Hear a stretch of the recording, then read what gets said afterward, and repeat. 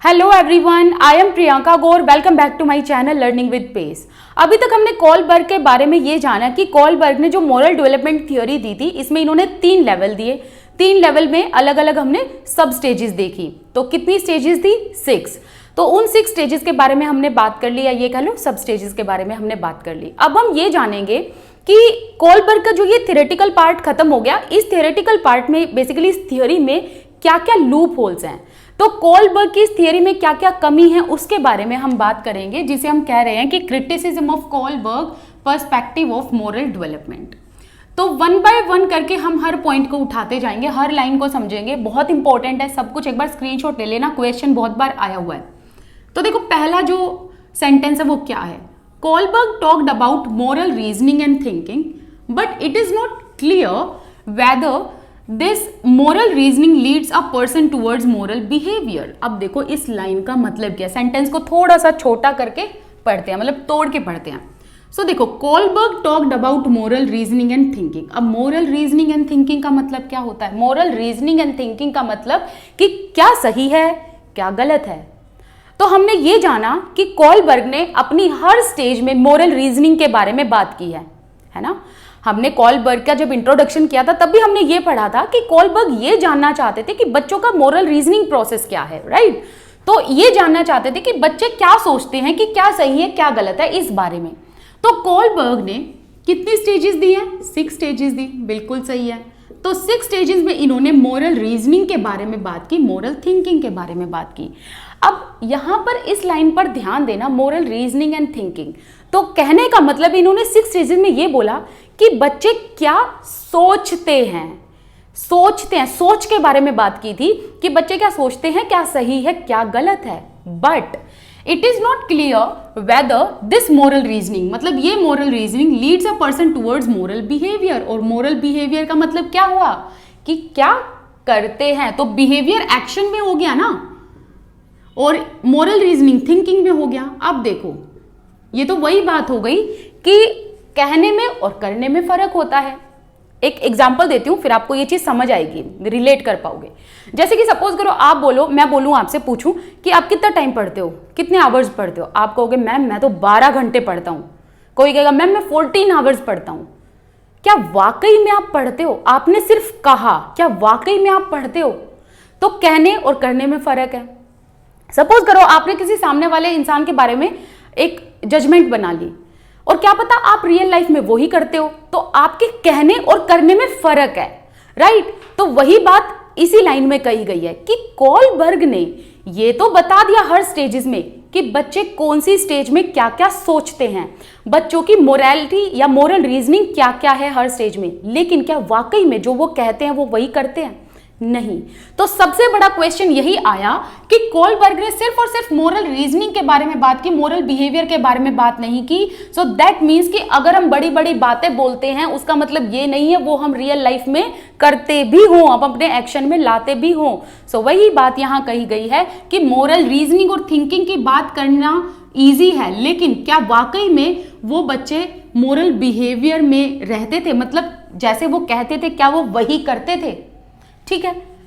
There is high possibility that people may have high moral reasoning. अब ऐसा भी हो सकता है कि किसी इंसान की जो नैतिकता है वो बहुत ऊंची हो, मोरल रीजनिंग बहुत ऊंची हो, है ना, सोच बहुत ऊंची हो, लेकिन क्या पता वो अपने बिहेवियर में उन एक्शन को मैनिफेस्ट ना करता हो, सिर्फ कहता कहता हो, सोचता सोचता बड़ा हो, लेकिन वाकई में वो अपने बिहेवियर में उन चीजों को ना लाता हो। तो यही एक बहुत बड़ा क्वेश्चन है। तो अगर मैं पहले सेंटेंस को सम अप करूं तो देखो आपको कैसे जानना है कि कोलबर्ग ने हर एक स्टेज में मोरल रीजनिंग, मोरल थिंकिंग के बारे में बात की कि बच्चे क्या सोचते हैं, बच्चों की सोच क्या है, कि भाई क्या सही है क्या गलत है, ठीक है, लेकिन क्या वाकई में वो उस सोच को एक्शन में लाते हैं? ये सबसे बड़ा क्वेश्चन है, क्योंकि Kohlberg ignored the moral behaviour. Kohlberg को मोरल बिहेवियर के बारे में भी बात करनी चाहिए थी कि भाई हाँ बच्चे जो बोल रहे हैं वो एक्शन में भी लाते हैं, लेकिन नहीं, इन्होंने मोरल बिहेवियर की बात नहीं की। आई होप आपको पहला पॉइंट क्लियर हो गया होगा। अब दूसरा पॉइंट देखो, his moral reasoning involves only justice and does not give the much importance to caring, love, emotional bonding, so it makes theory a bit questionable. अब देखो, जो कोलबर्ग हैं, इन्होंने ये जो मोरालिटी दी ना, इन्होंने सिर्फ जस्टिस बेस्ड मोरालिटी दी थी। इन्होंने ना तो केयर, लव, इमोशन, इन सब के बारे में सोचा, तो इन्होंने सिर्फ और सिर्फ जस्टिस पर एम्फेसाइज किया कि क्या सही क्या गलत। ठीक है, तो यहां पर इस थियरी में सबसे बड़ा क्वेश्चन यही आता है कि क्या मोरालिटी का एक यही फंडामेंटल वो प्रिंसिपल है कि भाई बस जस्टिस हो। ठीक है, तो लोगों ने क्वेश्चन ये उठाए, क्या सिर्फ मोरालिटी जस्टिस तक ही सीमित है? मोरालिटी में केयर भी होती है, इमोशंस भी होते हैं, है ना। तो सबसे बड़ा क्वेश्चन यही लोगों ने उठाया एंड अदर साइकोलॉजिस्ट ने भी उठाया। अब इसी चीज को ना आप यहां पर रिलेट करेंगे, यहां इस वाले पॉइंट में, ये वाले पॉइंट में, फोर्थ वाले पॉइंट में। तो आप यहां पर क्या समझे कि कोलबर्ग ने सिर्फ और सिर्फ जस्टिस बेस्ड मोरालिटी बताई, वेयर एज लोगों ने ये कहा कि मोरालिटी जो है ये वाइड पर्सपेक्टिव है, आप इसको सिर्फ जस्टिस में ही नहीं सीमित कर सकते। मोरालिटी में बहुत सारी चीजें आती हैं एंड मैन एंड वीमेन में अलग अलग मोरालिटी देखने को मिलती है, जिसके बारे में बात की कोरल गिलिगन ने। अब आगे देखो, Kohlberg's theory may be very effective for a specific culture but not for others culture. अब यहां पर इन्होंने ना क्या करा कि एक ही कल्चर पर रिसर्च कर डाली, यही सबसे बड़ी इनकी शॉर्टकमिंग थी। अब बताऊंगी कि क्या हुआ था बेसिकली, लेकिन बात ऐसी है, इस सेंटेंस से आपको समझना ये है कि जो कोलबर्ग की थियरी है वो सिर्फ एक कल्चर तक सीमित है, वो अदर कल्चर्स को इंक्लूड नहीं करती। अब रीजन क्या है इसके पीछे? कोलबर्ग ने जो ये थियरी दी थी ना, इन्होंने सिर्फ और सिर्फ ये थियरी और ये रिसर्च जो की, ये जो रिसर्च की थी जिस पर ये थियरी बेस्ड है, वो अमेरिकन बॉयज पर हुई थी, अमेरिकन मैन पर हुई थी। तो हम ये कह सकते हैं कि चलो ये वहां पर तो अप्लाई होती है, लेकिन क्या इंडिया में अप्लाई हो जाएगी? क्या कहीं और अप्लाई हो जाएगी? क्योंकि हर एक का कल्चर अलग है, राइट। तो इसीलिए कहा गया कि कोलबर्ग की थियरी जो है ना मोरल डेवलपमेंट की, शायद वो एक स्पेसिफिक कल्चर में फिट हो जाए, लेकिन वो हर एक कल्चर में फिट नहीं होगी, क्योंकि ये रिसर्च इन्होंने अलग अलग कंट्रीज के लोगों से नहीं बल्कि एक ही कंट्री के लोगों पर रिसर्च की थी और उसी को इन्होंने यूनिवर्सल बना दिया। ठीक है, एक ही कल्चर पर इन्होंने रिसर्च की और उसी को इन्होंने यूनिवर्सल बना दिया कि भाई यूनिवर्सली यही चीजें, यही स्टेजेस अप्लाई होती हैं। Good my point. एंड ध्यान देना, पियाजे ने भी यही किया था, है ना। पियाजे के बारे में मैंने आप लोगों को बताया था, रिलेट करो प्लीज ऐसे टॉपिक को, कि पियाजे ने भी यही किया था कि उन्होंने कल्चर को इग्नोर कर दिया था, उन्होंने भी यूनिवर्सली अपनी थियोरी को अप्लाई किया था। ओके, इसके अलावा the research was done only on man. सबसे बड़ा एक और इसमें डिमेरिट आ जाता है या एक लूप होल आ जाता है कि कोलबर्ग ने ये थियोरी अमेरिकन मैन पर की थी, फीमेल्स पर नहीं की। इन्होंने अपनी रिसर्च में फीमेल को जोड़ा ही नहीं, इन्होंने ये रिसर्च फीमेल्स पर की ही नहीं, ये रिसर्च सिर्फ और सिर्फ मैन पर की गई थी। ठीक है, and he did not incorporate women, यहां पर विमेन लिख देना, ठीक है, विमेन्स पर्सपेक्टिव ऑन मोरालिटी। इन्होंने विमेन के पर्सपेक्टिव को तो जानने की कोशिश ही नहीं की थी कि विमेन क्या सोचती हैं, राइट।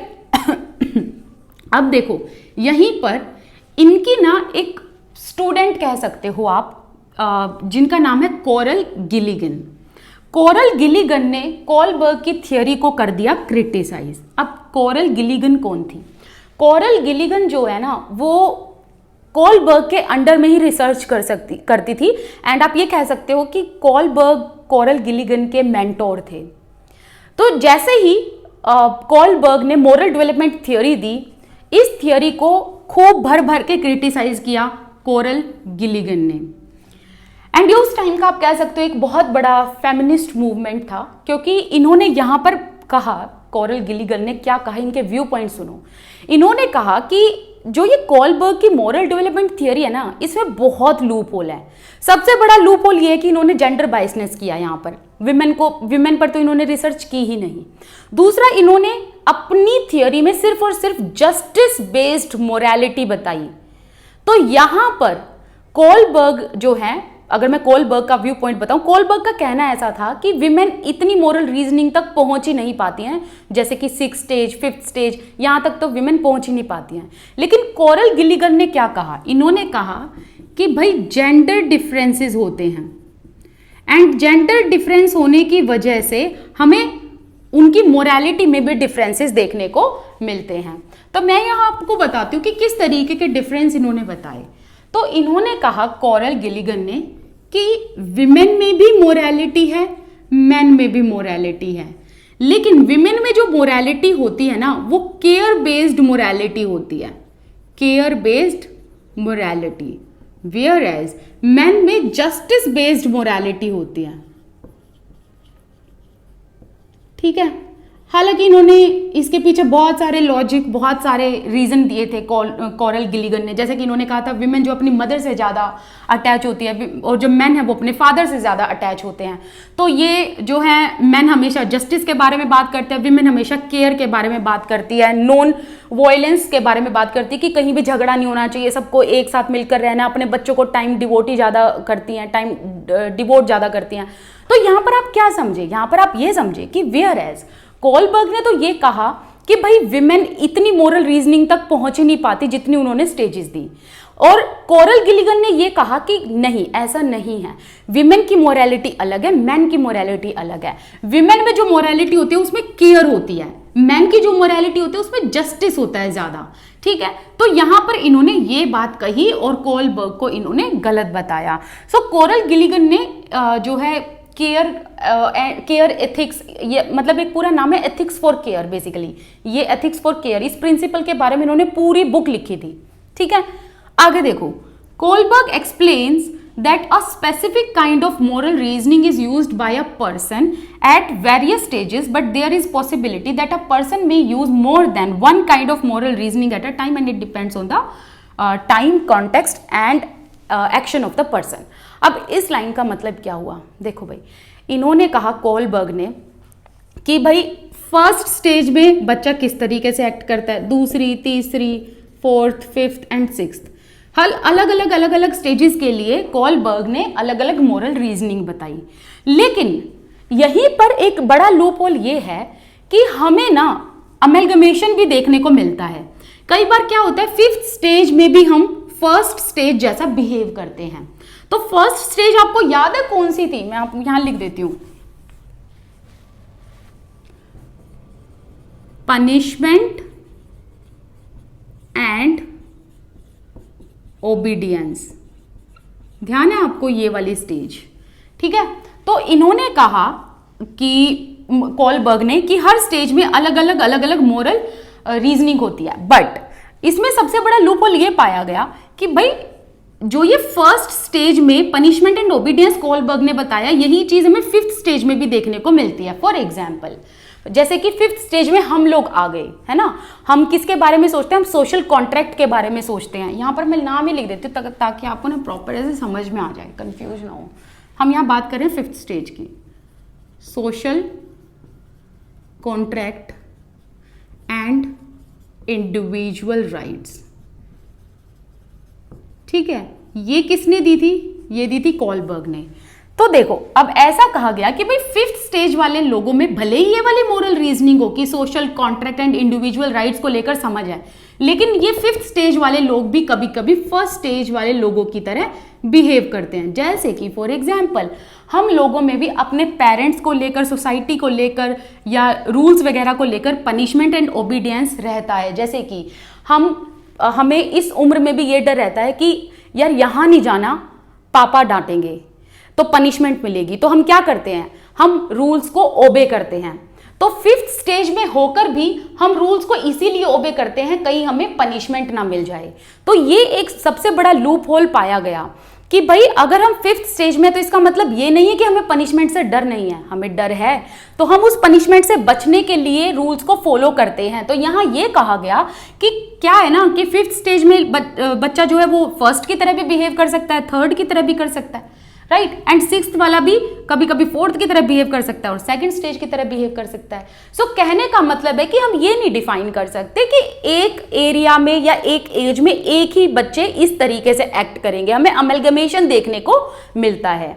जैसा कि मैंने बताया, आप खुद पर अप्लाई करके देखो, आप कितनी चीज़ों में ऐसा सोचते हो कि यहाँ तो बिल्कुल नहीं जाना है, घर लेट नहीं आना है वरना डांट पड़ेगी, तो आप टाइम पे घर पे आते हो। क्यों आते हो टाइम पे घर पे? एक तो इसीलिए कि आपको पनिशमेंट ना मिले पापा से, एंड दूसरा टाइम पे घर पे आते इसलिए हो ताकि आप अपने मम्मी पापा की नज़र में एक अच्छे बच्चे बनकर रहो, आप गुड बुक्स में रहना चाहते हो, तो वो भी हमने स्टेजेस में पढ़ा। तो आप यहाँ पर ऑल एंड ऑल ये समझे कि हम ये नहीं कह सकते कि एक स्टेज एक मोरालिटी एक ही स्टेज पर अप्लाई होती है, तो आपको अमलगमेशन देखने को मिल जाएगा।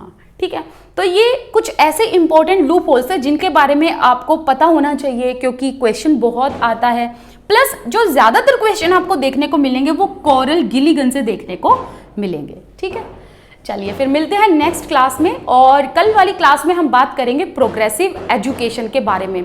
थोड़ा सा लंबा टॉपिक है बट डोंट वरी, फटाफट से उसको कंप्लीट करेंगे, लेकिन विद डिटेल कंप्लीट करेंगे कि कहीं पर भी आप क्वेश्चन देखो और आपको आंसर पता होना चाहिए कि हाँ ये हमने प्रियंका मैम की क्लास में पढ़ा है।